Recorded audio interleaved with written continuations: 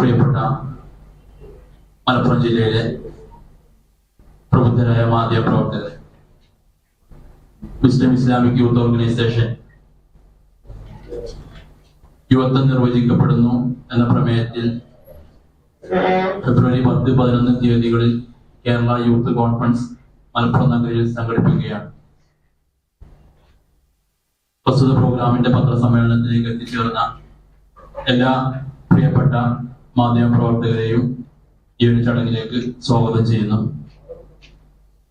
മുസ്ലിം Islamic youth ഓർഗനൈസേഷന്റെ സംസ്ഥാന president K Thajudheen Swalahi, Muslim Islamic youth ഓർഗനൈസേഷന്റെ സംസ്ഥാന general secretary T K Nishad Salafi, സംസ്ഥാന ട്രഷറർ അൻഫസ് മുക്രം, സംഘം media chairman Mujeeb Ottumal, Muslim youth vice president doctor PP Naseem തുടങ്ങിയവരാണ് ഈ പത്രസമ്മേളനം നയിക്കുന്നത്. പത്രസമ്മേളനത്തിൽ എത്തിച്ചേർന്ന എല്ലാ മാധ്യമ സുഹൃത്തുക്കളെയും ഹൃദ്യമായി സ്വാഗതം ചെയ്തുകൊണ്ട് ഈ പ്രസ് മീറ്റിൽ സംസാരിക്കുന്നതിന് വേണ്ടി മുസ്ലിം യൂത്തിന്റെ അധ്യക്ഷൻ താജുദ്ദീൻ സ്വലാഹിയോട് ആവശ്യപ്പെടുന്നു. ഏറ്റവും പ്രിയപ്പെട്ട മലപ്പുറത്തെ മാധ്യമ പ്രവർത്തകരെ, ഈ ഒരു കോൺഫറൻസുമായി മുസ്ലിം യൂത്ത് മുന്നോട്ട് വരാനുള്ള ഏറ്റവും സുപ്രധാനമായ കാരണം നമ്മുടെ ഒരു പുതിയ സാമൂഹിക പശ്ചാത്തലം നമ്മൾ വളരെ ഗൗരവതരമായി എല്ലാവരും ഒബ്സർവ് ചെയ്തുകൊണ്ടിരിക്കുകയാണ്. ഒരു വീടും ഒരു വ്യക്തിയും നിലനിൽക്കുന്ന സാമൂഹിക പരിസരത്തെ അപകടങ്ങളിൽ നിന്നും ദുരന്തങ്ങളിൽ നിന്നും സുരക്ഷിതമല്ല എന്നൊരു ചുറ്റുപാട് യഥാർത്ഥത്തിലൂടെ നിലനിൽക്കുന്നുണ്ട്. ഒരുപക്ഷെ നമ്മുടെ കേരള നിയമസഭ പ്രതിപക്ഷവും ഭരണപക്ഷവും ഒക്കെ ഒരേ അർത്ഥത്തിൽ ഒരേ രീതിയിൽ ഏറ്റവും ഗൗരവതരമായി ചർച്ചക്കെടുത്ത അപൂർവ വിഷയങ്ങളിൽ ഒന്ന് ലഹരിയുമായി ബന്ധപ്പെട്ട വിഷയമായിരുന്നു. ലഹരി നമ്മുടെ സമൂഹത്തിൽ നേരത്തെ ഉണ്ട്, അതിന്റെ പ്രത്യാഘാതങ്ങളുണ്ട്. പക്ഷെ ഇന്ന് അതിന്റെ നരേഷനുകൾ പൊതുവായി മാറ്റിമറിക്കപ്പെടുകയും എല്ലാം നോർമലൈസ് ചെയ്യപ്പെടുകയും ചെയ്യുന്ന ഒരു പുതിയ സാമൂഹിക പരിസരം രൂപപ്പെട്ടിട്ടുണ്ട്. ആത്മഹത്യ നമ്മുടെ സമൂഹത്തിൽ എന്നും ഉണ്ട്. പക്ഷെ ആത്മഹത്യയുടെ തോതും ആത്മഹത്യ ചെയ്യുന്ന പ്രായവും ആത്മഹത്യ ചെയ്യുന്നവരുടെ കുടുംബപരവും വിദ്യാഭ്യാസപരവുമായ പശ്ചാത്തലങ്ങളും ഒക്കെ എടുത്ത് പരിശോധിക്കുമ്പോൾ എന്തിനായിരുന്നു മനുഷ്യർ അവരുടെ ജീവൻ ഇതാണ് പരിഹാരം എന്ന നിലക്ക് അവസാനിപ്പിച്ചിരുന്നത്, അതല്ല ഇന്ന് പലപ്പോഴും അതിന്റെ കാരണങ്ങളായി മാറുന്നത്. കാരണം ഏതാണെങ്കിലും ആത്മഹത്യയെ സംബന്ധിച്ചിടത്തോളം നമുക്കറിയാലോ, നമുക്കൊക്കെ പൊതുവായി 100% അതിനോട് കൺസേൺ ഉള്ള ആളുകളാണ് നമ്മളൊക്കെ. മറ്റൊരു രീതിയിൽ പറഞ്ഞാൽ പ്രണയത്തിന്റെ ഒക്കെ ഒരു മേമ്പൊടി ചാർത്തിക്കൊണ്ട് തികച്ചും അപക്വമായ പ്രായത്തിൽ കുട്ടികൾ അവരുടെ അവകാശം, സ്വാതന്ത്ര്യം എന്നൊക്കെ നിലക്ക് ധാർമ്മികതയുടെ എല്ലാ അതിർവരമ്പുകളെയും ലംഘിച്ചുകൊണ്ടുള്ള ഒരു ഒരു ഇടപെടൽ പൊതുവെ നമ്മുടെ സമൂഹത്തിൽ ധാരാളമായി കണ്ടുവരുന്നുണ്ട്. ഓരോ വ്യക്തിക്കും അവരുടെ സ്വാതന്ത്ര്യമുണ്ട് എന്ന മനോഹരമായ ക്യാപ്ഷൻ, അതിന്റെ മറവിൽ ആരൊക്കെയോ ഈ കുട്ടികളെ വളരെ തെറ്റായി ഗൈഡ് ചെയ്യുന്നു എന്നത് ഒരു യാഥാർത്ഥ്യമാണ്. കുടുംബ സംവിധാനങ്ങളെ ഡീമോട്ടിവേറ്റ് ചെയ്യുന്ന, വിവാഹത്തെ നിരുത്സാഹപ്പെടുത്തുന്ന, വിവാഹം എന്നതൊരു ഭീതിയുടെയും പേടിയുടെയും സംഭവമായി പരിചയപ്പെടുത്തുന്ന ഒരു പുതിയ സാമൂഹിക സാഹചര്യം നമുക്കിടയിൽ രൂപപ്പെട്ടുകൊണ്ടിരിക്കുകയാണ്. എത്രത്തോളം എന്ന് വെച്ച് കഴിഞ്ഞാൽ, നിങ്ങൾ മാധ്യമ പ്രവർത്തകർ ഇത്തരം കാര്യങ്ങൾ വളരെ ജെന്യൂനായി വാച്ച് ചെയ്യുന്ന ആളുകളാണ്.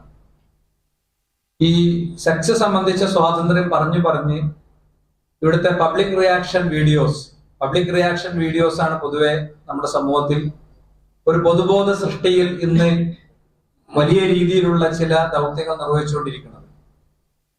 വളരെ വ്യവസ്ഥാപിതമായ മാധ്യമ സംവിധാനങ്ങൾക്ക് അതിന് എഡിറ്റർ മുതൽക്ക്, ചീഫ് എഡിറ്റർ മുതൽക്ക്, മാനേജ്മെന്റ് മുതൽക്ക്, പ്രൂഫ് റീഡിംഗ് നടത്തുന്ന ആളുകൾ വരെയും അതിന്റെ ഏറ്റവും അവസാനം അത് ജനങ്ങളുടെ കൈകളിൽ എത്തിക്കുന്ന ഏറ്റവും ഉത്തരവാദിത്തപ്പെട്ട ആളുകൾ വരെയുമുള്ള ഒരു വ്യവസ്ഥാപിത സിസ്റ്റത്തിനു പകരം ഇന്ന് സോഷ്യൽ മീഡിയ, സാമൂഹ്യ മാധ്യമങ്ങൾ ഇത്തരം കാര്യങ്ങളിലൊക്കെ ഇടപെട്ട് തുടങ്ങിയപ്പോൾ ഓരോരുത്തരും അവർക്ക് തോന്നിയ രീതിയിൽ കാര്യങ്ങൾ എടുക്കുന്ന ഒരു സ്വഭാവമാണ് നമ്മൾ കാണുന്നത്. നമ്മളൊക്കെ ഒന്നിച്ച് റിപ്പോർട്ട് ചെയ്തതാണ്.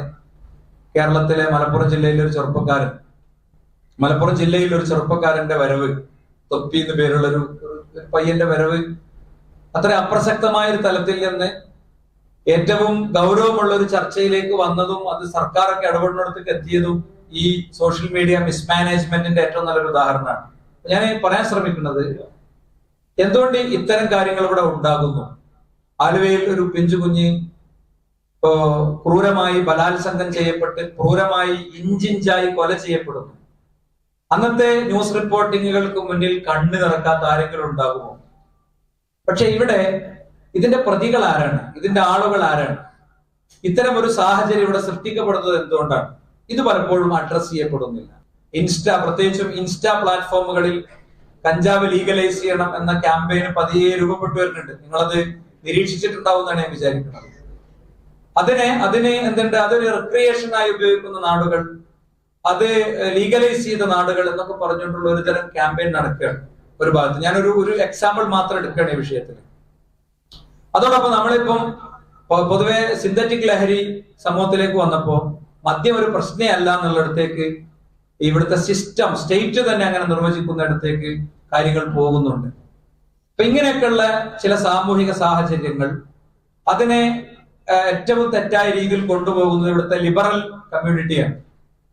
യാതൊരു ഉത്തരവാദിത്വവും ആർക്കും ഒരാളുടെയും പേരിൽ ഇല്ല. അച്ഛനെയും അമ്മനെയും നോക്കേണ്ട ഉത്തരവാദിത്വം മക്കൾക്കില്ല എന്ന് വളരെ പബ്ലിക്കായി പ്രസംഗിക്കുക. അപ്പൊ ആ ഉത്തരവാദിത്വം ആർക്കാണ്? അത് സ്റ്റേറ്റിനാണ്. അത് സ്റ്റേറ്റ് ചെയ്യേണ്ടതാണ്. പ്രായമായ ആളുകൾക്ക് മരുന്ന് വാങ്ങിച്ചു കൊടുക്കേണ്ടതില്ല. അവര് മരുന്ന് പിടിച്ച് ഇങ്ങനെ ചെയ്യുക, അവര് കഞ്ചാവ് പിടിച്ച് മരിച്ചോട്ടെ എന്ന് വളരെ പബ്ലിക്കായി പറയാം. ഇതേപോലെ ഞാൻ നേരത്തെ പറഞ്ഞ പോലെ ഓരോ കുഞ്ഞിന്റെയും അവരുടെ പ്രായത്തിന്റെ പശ്ചാത്തലത്തിൽ അവരുടെ മാനസിക സംഘർഷങ്ങളുടെ ഒരുപാട് പരിമിതികൾക്കിടയിൽ അവർക്ക് കൊടുക്കുന്ന മെസ്സേജുകളിൽ വളരെ സീരിയസ് ആയ ഇഷ്യൂസ് ഉണ്ട്.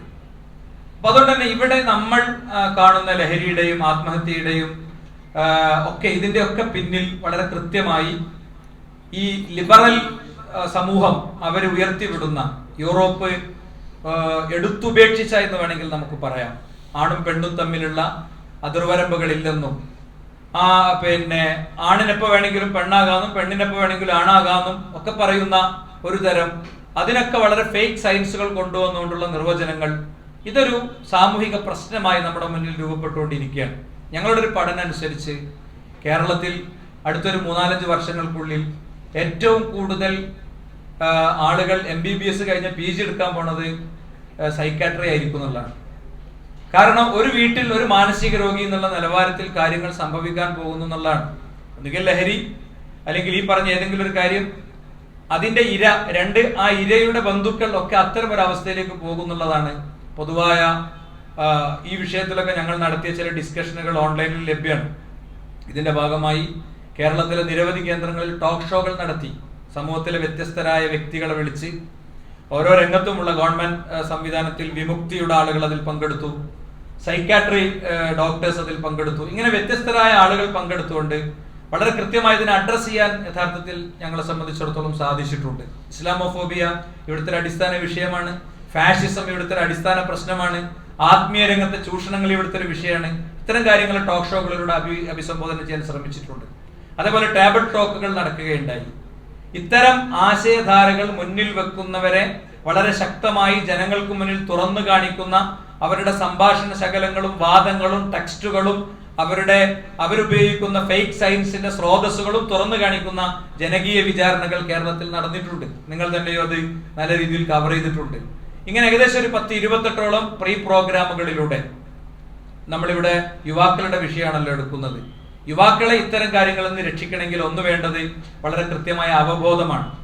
2 വേണ്ടത് തൊഴിലിന്റെ വലിയ പ്രശ്നം ഇവിടെ ഉണ്ട്. തൊഴിലില്ല എന്ന സ്റ്റാറ്റിക്സുകൾ നിരത്തുക പ്രതിപക്ഷങ്ങളുടെ ഉത്തരവാദിത്തമാണ്, പൊതുവായ സമൂഹത്തിന്റെ ഉത്തരവാദിത്തമാണ്. പക്ഷെ അതുകൊണ്ട് മാത്രം ചെറുപ്പക്കാർക്ക് തൊഴിൽ കിട്ടൂല.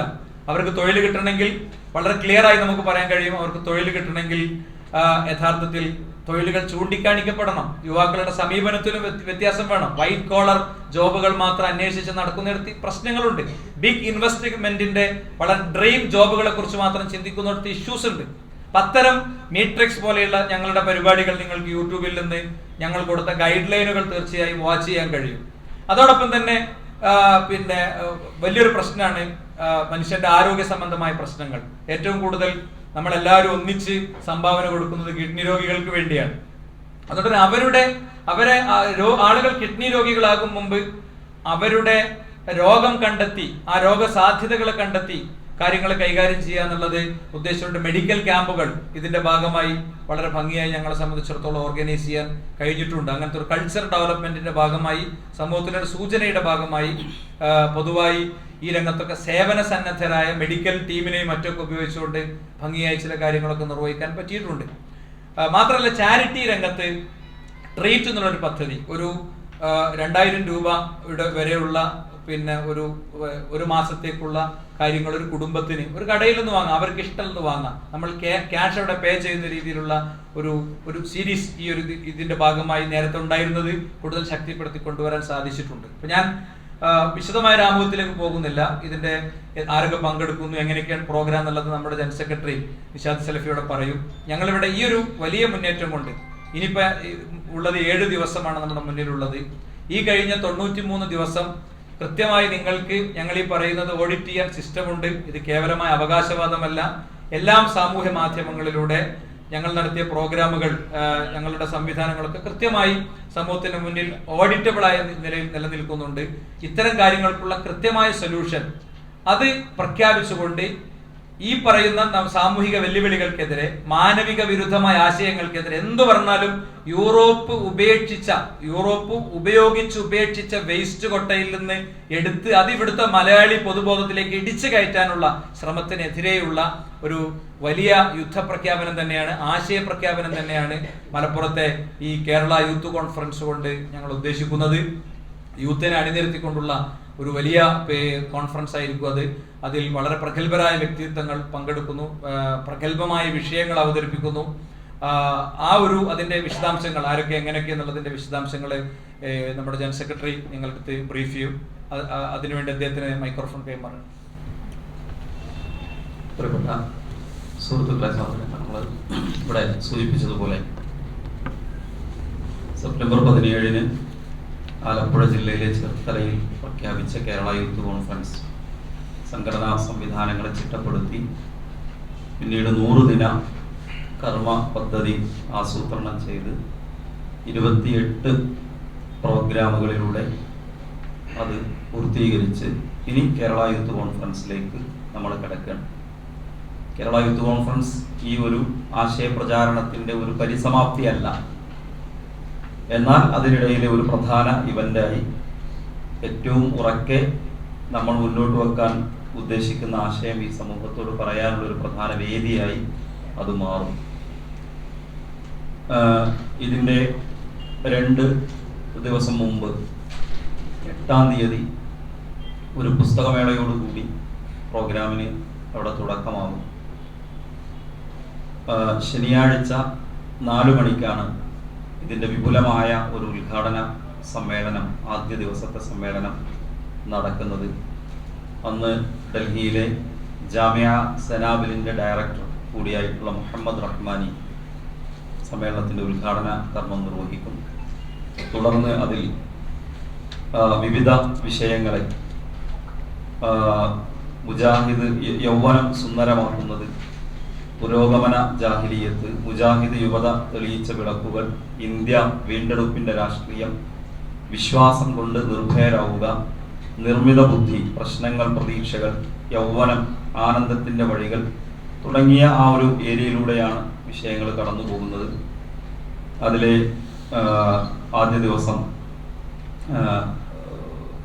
മുനവർ സ്വലാഹി, Ajmal Fauzan, Kunhu Muhammad Madani Parappur, PO Faseer, Faisal Moulavi Puthuparamba, Muhammad Ajmal C, professor Haris bin Saleem തുടങ്ങിയ ആളുകളാണ് അതിൽ വിഷയങ്ങൾ അവതരിപ്പിച്ച് സംസാരിക്കുക. 2-ാം ദിവസം ഞായറാഴ്ച ഇതുപോലെ 4 മണിക്ക് നടക്കുന്ന ഇതിൻ്റെ പ്രധാന സമ്മേളനം, അതിൻ്റെ ഉദ്ഘാടന കർമ്മം ബഹുമാന്യനായ വിസ്ഡം ഇസ്ലാമിക് ഓർഗനൈസേഷൻ്റെ സംസ്ഥാന പ്രസിഡന്റ് PN അബ്ദുൽ ലത്തീഫ് മദനി അവറുകൾ നിർവഹിക്കും. അന്ന് അവർ യുവാക്കളായിരുന്നു. ഇസ്ലാമും ഇതര ഹിസങ്ങളും, പ്രമാണങ്ങളുടെ സൗന്ദര്യം, പ്രസ്ഥാനം പിന്നിട്ട കനൽപഥങ്ങൾ, യുവത്വം സാക്ഷി, വിശ്രമമില്ലാതെ വിശുദ്ധ പാതയിൽ, തുടങ്ങിയ വിഷയങ്ങളിൽ നിന്നുകൊണ്ട് Shamjas K Abbas, doctor Abdulla Basil, T K Ashraf, Thajudheen Salahi, Hussain Salafi തുടങ്ങിയ ആളുകൾ വിഷയങ്ങൾ അവതരിപ്പിച്ച് സംസാരിക്കും. പ്രധാന പ്രമേയം അന്ന് ഒരു പ്രമേയത്തിന്റെ അവതരണം യുവത്വം നിർവചിക്കപ്പെടുന്നു എന്ന പ്രമേയത്തിന്റെ അവതരണം ഉണ്ടാകും. അന്നേ ദിവസം അതിഥികളായി ഡിവൈഎഫ്ഐയുടെ സംസ്ഥാന പ്രസിഡന്റ് ശ്രീ വസീഫ്, യൂത്ത് കോൺഗ്രസിന്റെ സംസ്ഥാന പ്രസിഡന്റ് രാഹുൽ മാങ്കൂട്ടത്തിൽ, മുസ്ലിം യൂത്ത് ലീഗിന്റെ സംസ്ഥാന general secretary P K Firoz തുടങ്ങിയ ആളുകൾ പങ്കെടുക്കും. അതിന്റെ ആദ്യ ദിനത്തിൽ ബഹുമാന്യനായ പി ഉബൈദുള്ള MLA അതിഥിയായിട്ട് പങ്കെടുക്കുന്നുണ്ട്. ഈ രൂപത്തിലാണ് ഇതിന്റെ പ്രോഗ്രാമുകൾ മുന്നോട്ട് വെച്ചിട്ടുള്ളത്. അപ്പോൾ ഈ 2 ദിവസവും നിങ്ങളുടെ കൂടി സാന്നിധ്യം ഞങ്ങൾ ആഗ്രഹിക്കുകയാണ്, ക്ഷണിക്കുകയാണ്. ഒരു സമൂഹം ആഗ്രഹിക്കുന്ന ആളുകളുടെ പൊതു സമൂഹത്തിന്റെ മനസ്സ് തേടിക്കൊണ്ടിരിക്കുന്ന ഒരു മൂവ്മെന്റാണ്. പൊതുവിൽ ഒരു പുതിയ തലമുറയെ സംബന്ധിച്ച് അങ്ങനത്തെ ഒരു ചിന്തയാണ് എല്ലാവരുടെയും മനസ്സിലുള്ളത്. ആര് പരിഹരിക്കുമെന്ന ചോദ്യത്തിനുള്ള ഉത്തരം എവിടെയും കിട്ടാനില്ല. അതുകൊണ്ട് അങ്ങനത്തെ ഒരു മൂവ്മെന്റായിട്ടാണ് മുന്നോട്ട് പോകുന്നത്. എല്ലാ നിലക്കുമുള്ള സഹകരണവും പിന്തുണയും നിങ്ങളിൽ നിന്ന് വളരെ വിനയത്തോടു കൂടി അഭ്യർത്ഥിക്കുകയാണ്. ഇതിന്റെ വാർത്തകളും മറ്റു കാര്യങ്ങളിലും എല്ലാം ഒരു സമൂഹത്തിൽ എത്തിക്കുന്നതിൽ നിങ്ങളുടെ കൂടി ഒരു പങ്കുണ്ടായാലാണ് അത് പൂർണ്ണതയിലെത്തുക. ഒരിക്കൽ കൂടി നിങ്ങൾ എല്ലാവരെയും ഈ യൂത്ത് കോൺഫറൻസിന്റെ പ്രോഗ്രാമുകളിലേക്ക് ക്ഷണിച്ചുകൊണ്ട് അവസാനിക്കും. വാളങ്കോട് ബഡ്ജറ്റ് സൂപ്പർ മാർക്കറ്റും ചിക്കിങ്ങിനും അടിയിലുള്ള ഏകദേശം 5 ഏക്കറിൽ പരമുള്ള സ്ഥലമാണ് അവിടെ നമ്മൾ കണ്ടിട്ടുള്ളത്. നമുക്ക് കാണാൻ സാധിക്കും റോഡ് സൈഡിൽ തന്നെ ആ പാടം 3 പാടങ്ങൾ കമ്പയർ ചെയ്താക്കിയിട്ട് ശനിയാഴ്ച 4 മണിക്കാണ് ആദ്യ ദിവസത്തെ പ്രോഗ്രാം. ശനി 4 മണിക്ക്, 2 ദിവസവും 4 മണിക്കാണ് പ്രോഗ്രാം ആരംഭിക്കുന്നത്. ഏകദേശം 9:30 മണിയോട് കൂടി അവസാനിക്കുന്ന രൂപത്തിൽ.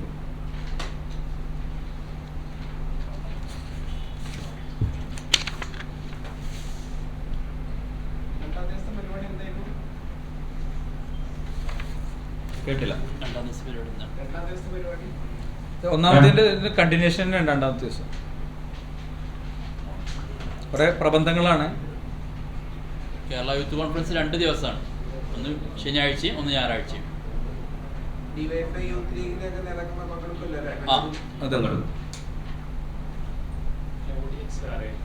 ഓഡിയൻസ് യൂത്ത് ആയിരിക്കും, യൂത്ത് മാത്രം, യുവതി യുവാക്കൾ 18 to 35.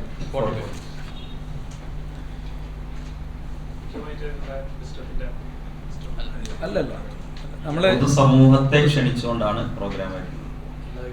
ഞങ്ങൾ പ്രവർത്തകര് വ്യക്തികളെ പോയി കണ്ട് സംസാരിച്ച് സന്ദർശനങ്ങൾ നടത്തി ക്ഷണിക്കുന്നതാണ്. ഞങ്ങൾ മാത്രമല്ല.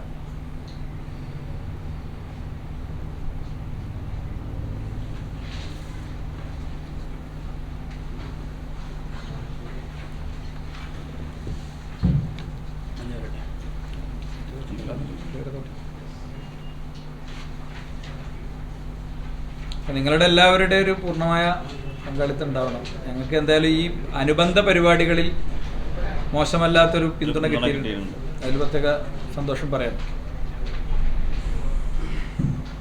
യൂത്തിന്റെ ഓരോ പരിപാടികൾക്കും എല്ലാ മാധ്യമപ്രവർത്തകരും വല്ല അകമഴിഞ്ഞ പിന്തുണ നൽകാറുണ്ട്.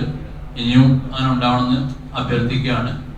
നമ്മൾ ക്ഷണം സ്വീകരിച്ചെത്തിയ എല്ലാവർക്കും നന്ദി പറയാണ്. ഫെബ്രുവരി 10-11 തീയതികളിൽ മലപ്പുറത്ത് വെച്ച് നടത്തുന്ന ഈ യൂത്ത് കോൺഫറൻസിൽ ബഹുമാന്യരായ പത്രപ്രവർത്തകരോട് സൂചിപ്പിച്ചതുപോലെ തന്നെ വിനീതമായ സഹകരണം അഭ്യർത്ഥിക്കുകയാണ്. കേരളത്തിലെ യുവാക്കൾക്ക് ഒരു ദൈക്ഷണികമായ ഒരു ഉണർവ് നൽകുന്ന ഒരു മഹാ പ്രോഗ്രാമാണ് നേരത്തെ സൂചിപ്പിച്ചതുപോലെ ഷെഡ്യൂൾ ചെയ്തിട്ടുള്ളത്.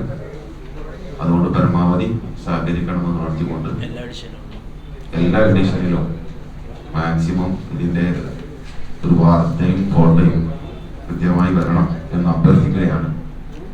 ഏതായാലും അതുപോലെ തന്നെ ഈ ദൃശ്യ മാധ്യമങ്ങളിലും പരമാവധി ഞങ്ങളെ പ്രൊമോട്ട് ചെയ്യാൻ വേണ്ടി ഒരു ശ്രമം നടത്തണമെന്ന് ഉണർത്തുന്നു. എല്ലാവർക്കും ഒറ്റവാക്ക്